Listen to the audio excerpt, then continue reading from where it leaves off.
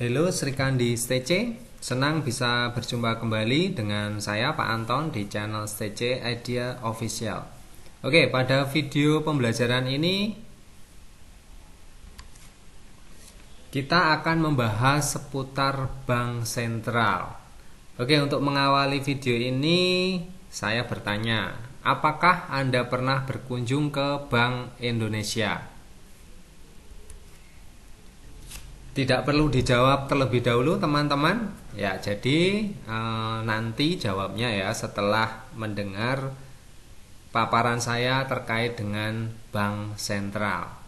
Oke, bank sentral ini salah satu topik yang akan kalian dapatkan di menu KD 3.6, yaitu tentang bank sentral, sistem pembayaran, dan alat pembayaran dalam perekonomian Indonesia. Nah, tujuan pembelajaran pada video ini adalah tentunya teman-teman nanti diharapkan itu mampu mendeskripsikan dan menyajikan tentang bank sentral dengan tepat ya. Dan tentunya harapan dari Pak Anton juga kalian memiliki rasa ingin tahu yang besar untuk mencari informasi tentang bank sentral.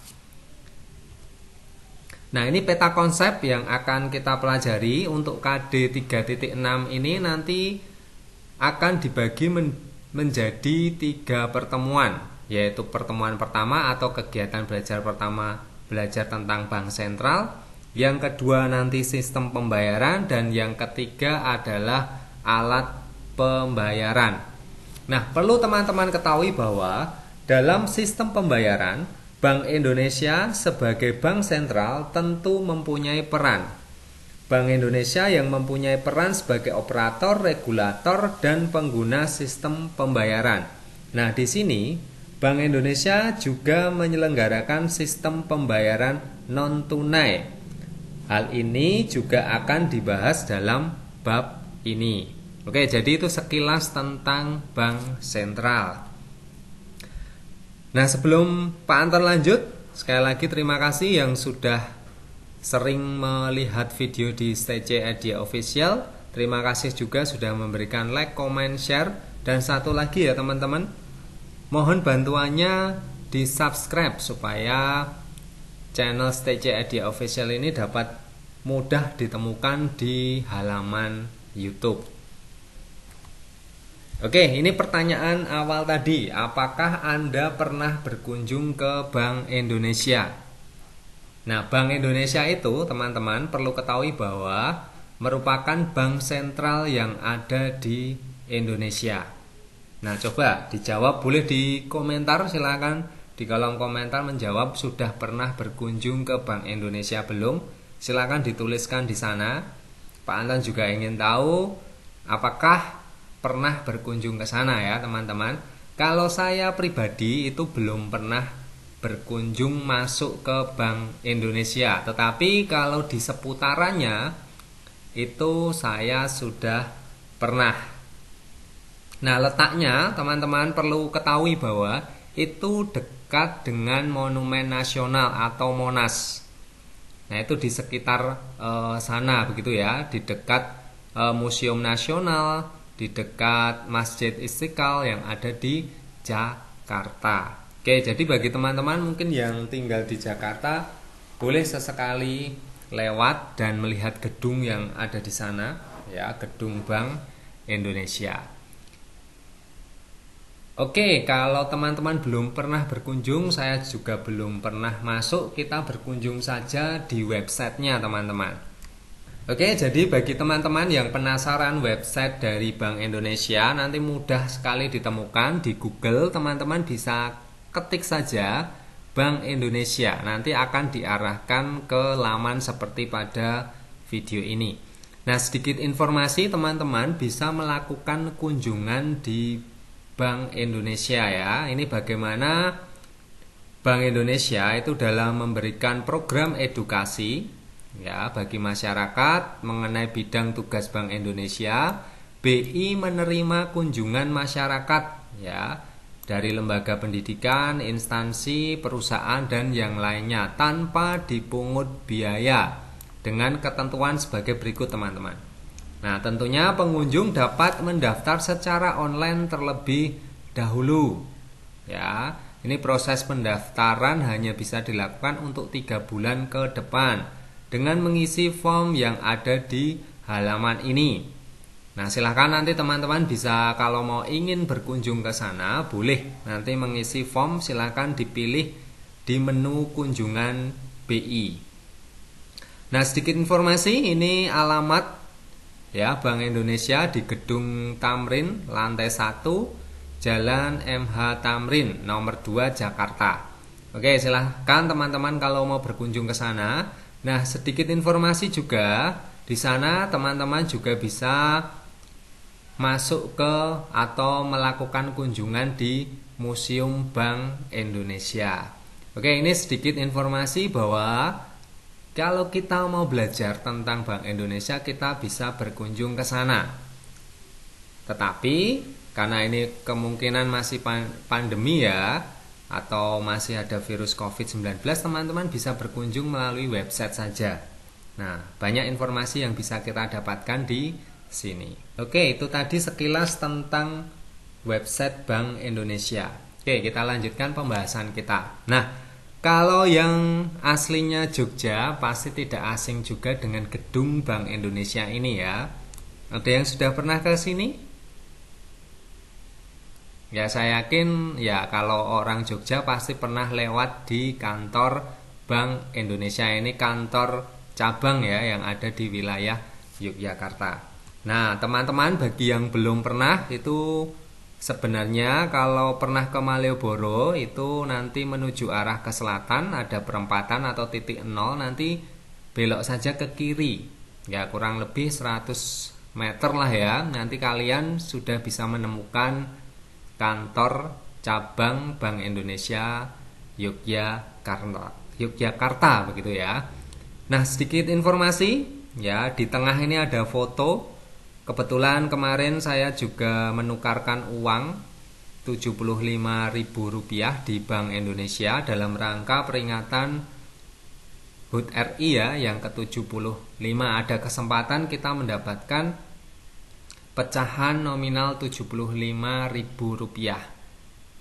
Nah, kenapa fotonya hanya di luar, teman-teman? Memang di sana kita tidak diizinkan untuk mengambil gambar yang ada di dalam gedung, kecuali sudah ada izin terlebih dahulu baru kita bisa meliput ya. Tetapi kalau kita tidak izin, itu kita tidak bisa mengambil gambar yang ada di dalam gedung Bank Indonesia. Oke ya, itu sedikit informasi saja tentang Bank Indonesia yang ada di Yogyakarta begitu. Oke, kita lanjut ke pembahasan. Setelah tadi kita membuka wawasan, kita akan masuk ke teorinya ya, teman-teman. Oke. Apa yang namanya bank sentral? Di sini sudah saya beri warna berbeda untuk kata kuncinya. Bank sentral adalah sebuah badan keuangan yang pada umumnya dimiliki pemerintah yang bertugas untuk mengatur kestabilan badan-badan keuangan, serta menjamin agar kegiatan badan-badan keuangan tersebut dapat menciptakan tingkat kegiatan ekonomi yang tinggi dan stabil. Jadi kata kuncinya di situ yang warna kuning ya, merupakan badan keuangan dimiliki oleh pemerintah atau negara, dan tentunya tugasnya adalah untuk mengatur kestabilan dan menjamin, begitu ya teman-teman. Itu kata kunci dari pengertian bank sentral. Nah, ini saya ambil screenshot ya, tangkapan layar dari Undang-Undang Republik Indonesia Nomor 3 Tahun 2004 tentang perubahan atas Undang-Undang Republik Indonesia Nomor 23 Tahun 1999 tentang Bank Indonesia. Nah, di sini kita bisa mendapat informasi apa teman-teman, bahwa di sini ya berbunyi untuk pasal 4 ya, ini ketentuan pasal 4 ayat 2 diubah sehingga keseluruhan pasal 4 berbunyi sebagai berikut. Nah, ini saya bacakan pasal 4. Ya, poin yang pertama di situ adalah Bank Indonesia adalah Bank Sentral Republik Indonesia. Nah, yang kedua kita dapat mengetahui begitu ya, Bank Indonesia itu apa? Yaitu atau Bank Indonesia adalah lembaga negara yang independen dalam melaksanakan tugas dan wewenangnya, bebas dari campur tangan pemerintah dan atau pihak lain, kecuali untuk hal-hal yang secara tegas diatur dalam undang-undang ini. Nah, bagi teman-teman yang ingin membaca keseluruhan dari undang-undang ini nanti boleh. Nanti saya sertakan link di deskripsi video ini. Nah, silahkan dibaca untuk menambah wawasan teman-teman tentang Bank Indonesia. Nah, dalam struktur moneter, fungsi bank sentral adalah sebagai pengendali peredaran uang. Jadi jumlah uang yang beredar itu dikendalikan oleh bank sentral. Nah, fungsi tersebut antara lain, yang pertama di sini ya, bank sirkulasi.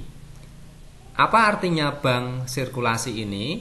Bank sentral adalah pemegang hak tunggal, ya, catat teman-teman, pemegang hak tunggal, hak otroasi dalam pengedaran uang kertas dan uang logam sebagai alat pembayaran yang sah. Jadi selain bank sentral itu tidak boleh melakukan peredaran uang kertas dan uang logam begitu ya sebagai alat pembayaran sah. Jadi kita tidak bisa membuat uang sendiri. Ya, baik kertas ataupun logam, semua sudah dilakukan oleh bank sentral. Yang kedua, Bankers Bank. Ya, artinya apa? Bank sentral adalah bankir dari bank-bank. Dalam hal ini bank sentral berkedudukan sebagai salah satu sumber dana bagi bank lain. Nah, kalau di Indonesia ada yang namanya Bank Himbara ya, Himpunan Bank Negara, itu seperti BRI, BNI, Mandiri, dan satu lagi adalah BTN ya teman-teman. Selain itu banyak juga bank swasta yang ada di Indonesia. Oke, yang C, Leader of Last Resort. Artinya apa? Bank sentral adalah pemberi pinjaman pada tingkat terakhir. Artinya bank sentral dapat memberikan pinjaman kepada bank dalam bentuk fasilitas kredit likuiditas darurat. Ya, ini jadi ada 3 poin di sini kaitannya dengan fungsi bank sentral. Oke, kata kuncinya sudah saya beri warna yang berbeda. Jadi diingat-ingat kata kuncinya. Ya. Oke, kita lanjutkan. Nah, kita juga bisa belajar tentang status dan kedudukan Bank Indonesia. Nah, A, sebagai lembaga negara yang independen. Nah, sesuai dengan UU nomor 23 garis miring 1999 tentang Bank Indonesia dinyatakan berlaku pada tanggal 17 Mei 1999 dan sebagaimana telah diubah dengan Undang-Undang Republik Indonesia nomor 6 tahun 2009, ini memberikan status dan kedudukan Bank Indonesia sebagai suatu lembaga negara yang independen dalam melaksanakan tugas dan wewenangnya, bebas dari campur tangan pemerintah dan atau pihak lain, kecuali untuk hal-hal yang secara tegas diatur dalam undang-undang ini. Nah, tadi sebelumnya di slide sebelumnya saya memberikan tangkapan layar kaitannya dengan kutipan yang saya tampilkan di sini. Ya, jadi kata kuncinya di situ adalah independen, melaksanakan tugas dan wewenangnya, bebas dari campur tangan pemerintah ataupun pihak lain di sini ya, kecuali hal-hal yang secara tegas sudah diatur dalam undang-undang ini, begitu ya. Nah, berikutnya sebagai badan hukum. Nah, status Bank Indonesia baik sebagai badan hukum publik maupun badan hukum perdata ditetapkan dengan undang-undang. Ya, sekali lagi karena sudah ditetapkan dengan undang-undang, maka BI itu sebagai badan hukum. Oke, kita lanjutkan. Nah, teman-teman, kita juga bisa belajar visi, misi, dan nilai strategis Bank Indonesia. Nah, visi Bank Indonesia itu apa? Sekali lagi teman-teman, informasi ini bisa teman-teman akses di laman resmi Bank Indonesia. Ya. Jadi visinya saya bacakan saja ya. Menjadi bank sentral digital terdepan yang berkontribusi nyata terhadap perekonomian nasional dan terbaik di antara negara emerging market untuk Indonesia maju. Nah, maksudnya apa di sini? Yaitu emerging markets itu adalah negara-negara yang sedang berkembang, ya, begitu ya. Oke, berikutnya misi Bank Indonesia. Yang pertama, mencapai dan memelihara stabilitas nilai rupiah melalui efektivitas kebijakan moneter dan bauran kebijakan Bank Indonesia. Nah, kebijakan moneter itu teman-teman kaitannya dengan uang, ya. Jadi aturan-aturan mengenai keuangan itu kaitannya dengan kebijakan moneter gitu. Yang kedua, turut menjaga stabilitas sistem keuangan melalui efektivitas kebijakan makroprudensial Bank Indonesia dan sinergi dengan kebijakan mikroprudensial Otoritas Jasa Keuangan. Nah, OJK ini sudah kita pelajari di materi kita sebelumnya ya. Oke, kita lanjutkan. Yang ketiga, turut mengembangkan ekonomi dan keuangan digital melalui penguatan kebijakan, sistem pembayaran Bank Indonesia, dan sinergi dengan kebijakan pemerintah serta mitra strategis lain. Yang keempat, turut mendukung stabilitas makroekonomi dan pertumbuhan ekonomi yang berkelanjutan melalui sinergi bauran kebijakan Bank Indonesia dengan kebijakan fiskal dan reformasi struktural pemerintah serta kebijakan mitra strategis lain. Nah, berikutnya yang kelima, turut meningkatkan pendalaman pasar keuangan untuk memperkuat efektivitas kebijakan Bank Indonesia dan mendukung pembiayaan ekonomi nasional. Yang keenam, turut mengembangkan ekonomi dan keuangan syariah di tingkat nasional hingga di tingkat daerah. Dan yang ketujuh, mewujudkan bank sentral berbasis digital dalam kebijakan dan kelembagaan melalui penguatan organisasi, sumber daya manusia, tata kelola, dan sistem informasi yang andal serta peran internasional yang proaktif.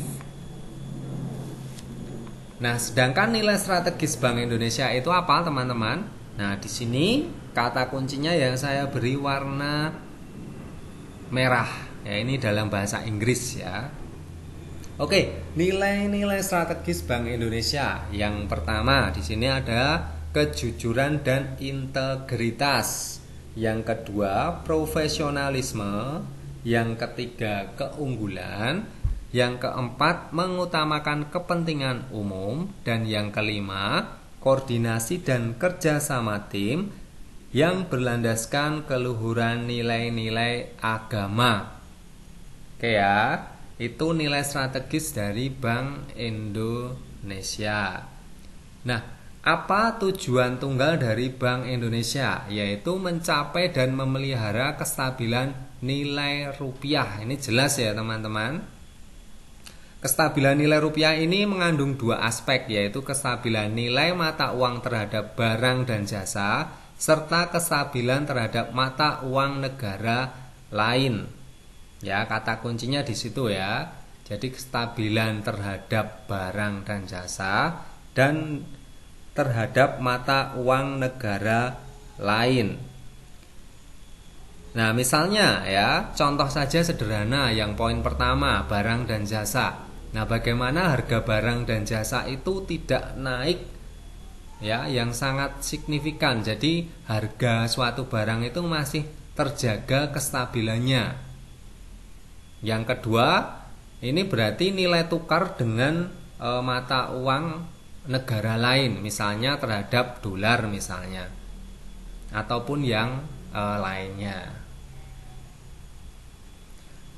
Nah, Bank Indonesia itu juga punya 3 pilar utama di sini.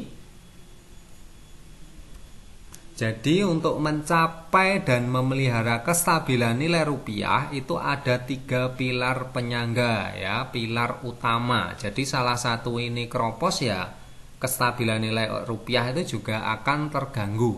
Ya, yang pertama adalah pilar yang pertama, menetapkan dan melaksanakan kebijakan moneter. Yang kedua, mengatur dan menjaga kelancaran sistem pembayaran. Dan yang ketiga, stabilitas sistem keuangan. Jadi itu semua ya pendukung manajemen intern. Jadi 3 pilar utama ini sangat penting ya untuk mencapai dan memelihara kestabilan nilai rupiah. Nah, informasi ini juga sekali lagi saya ambil dari www.bi.go.id. Di sana teman-teman bisa membaca secara komplit ya.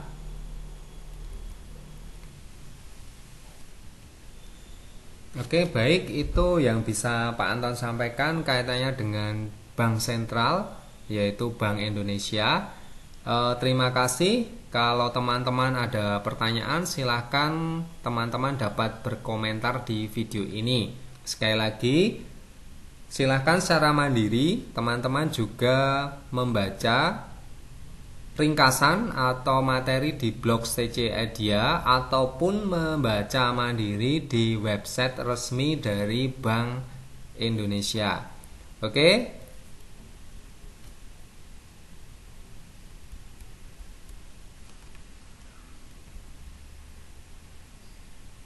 Sekian dan terima kasih. Sampai ketemu di kegiatan belajar berikutnya. Untuk sumber belajar, silakan ini teman-teman bisa mengakses di sini. Oke, terima kasih. Semoga bermanfaat.